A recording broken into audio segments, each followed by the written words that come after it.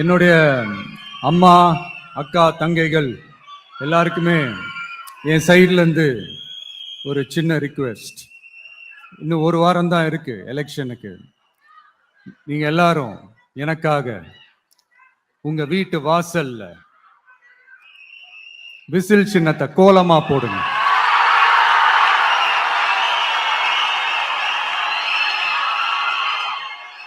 அது இந்த விஜய்க்கு நீங்க கொடுக்கிற ஒரு பெரிய ஆதரவா இருக்கும்.